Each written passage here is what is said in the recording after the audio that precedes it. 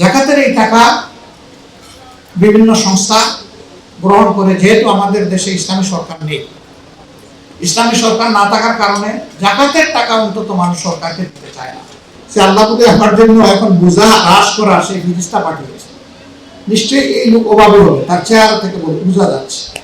তিনি বসে বসে পাহারা দিচ্ছেন। এই লোক যখন ঘুম ভেঙে উঠলো, গলায় জড়িয়ে ধরলেন, তুমি ফিরিস্তা আমার জন্য।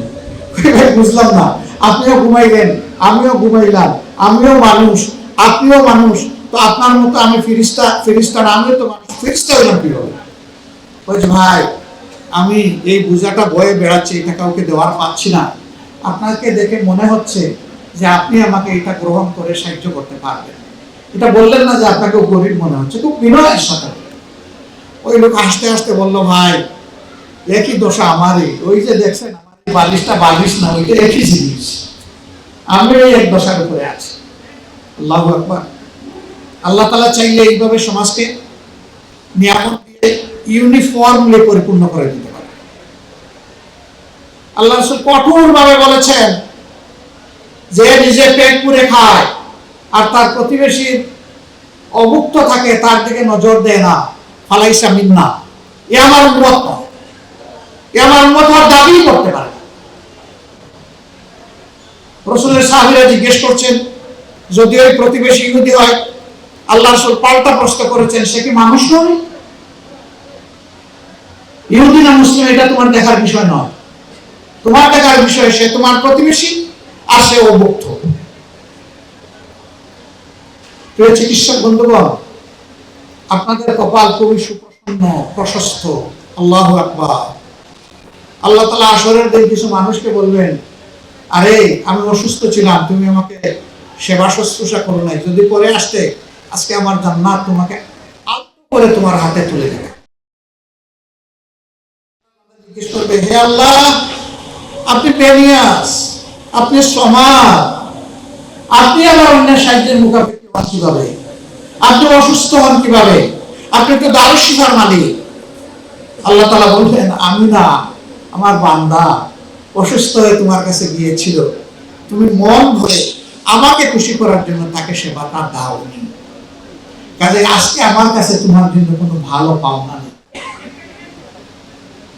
উল্টাদিকে যে দিবে এইটাকে তার রিজেকের উসিলা মনে না করে আল্লাহর পক্ষ থেকে নেক আমলের একটা উপহার মনে করে যিনি কবুল করবেন এবং তার রোগীকে তিনি সেইভাবে কাউন্সিলিং করবেন, তাকে সময় দিবেন, তার জন্য দোয়া করবেন, তাকে উপযুক্ত চিকিৎসা দেবেন এবং সে যদি স্বাবলম্বী না হয় কিছু সহযোগিতা করে পাঠাবেন।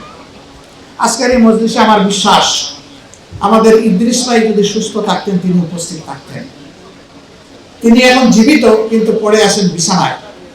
তার চেম্বারের উপরে লেখা ছিল, তিনি যেদিকে বসা তার পিঠের দিকে। আপনি যদি সচ্ছল না হন, লজ্জা করবেন না, আমাকে ইঙ্গিতে বলুন, ইশারা দিন, আপনাকে ফি দিতে হবে না। অনেকে সেই রকম ইশারা করত, তিনি জেনে নিতেন যে এখন ফেরত যাওয়ার ভাড়া আছে কিনা, ঔষধ কিনতে পারবে কিনা। আলহামদুলিল্লাহ তিনি সাপোর্টটা দিতেন।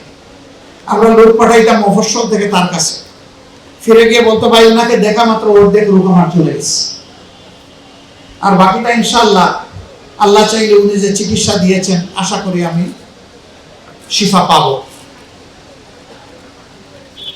তিনি মুকিম হয়ে যাননি, তিনি তো আলহামদুলিল্লাহ সচ্ছল ছিলেন, খুবই সচ্ছল ছিলেন। আল্লাহ তাআলা এইভাবেই রিজেকে বারাকা দিয়ে দেন। যাকাতের এই টাকা বিভিন্ন সংস্থা গ্রহণ করে, যেহেতু আমাদের দেশে ইসলামী সরকার নেই, ইসলামী সরকার না থাকার কারণে জাকাতের টাকা অন্তত মানুষ সরকারকে দিতে চায় না, যে তার এই টাকাটা জাকাতের নির্ধারিত 8টা খাতে ব্যয় হওয়ার গ্যারান্টি থাকবে কিনা এই ভয়ে দেয় না। অন্যান্য সংস্থাগুলো নেই, আমরা যে সংগঠনটা করি আমাদেরকেও যারা দেন তাদের এই আমানত আমরাও গ্রহণ করি, তবে আমরা কারো উপর ইনফ্লুয়েন্স খাটাই না, জোর করি না। আমরা এতটুকু বলি যে আপনি যদি আমাদেরকে এই আমানতের দায়িত্ব দেন, আপনার আদায় করার কারণে আপনি সওয়াব পাবেন, আর আমরা বাস্তবায়নের কারণে আপনাদের উসিলায় একটু সওয়াব পাবো। আমরা চেষ্টা করব আপনাদের আমানত হকদারের কাছে কোনো কম বেশ ছাড়া যথাযথভাবে পৌঁছানো। এরপরে যদি আমাদের জ্ঞানের অভাবে কোনো ভুল হয়ে যায়, আল্লাহর কাছে মাপ চাই। কিন্তু স্বেচ্ছায় সব জ্ঞানে এই জাকাতের টাকা, এটা আগুন, এই আগুনে আমরা হাত দিই না, দিব না। এটা যার পাওনা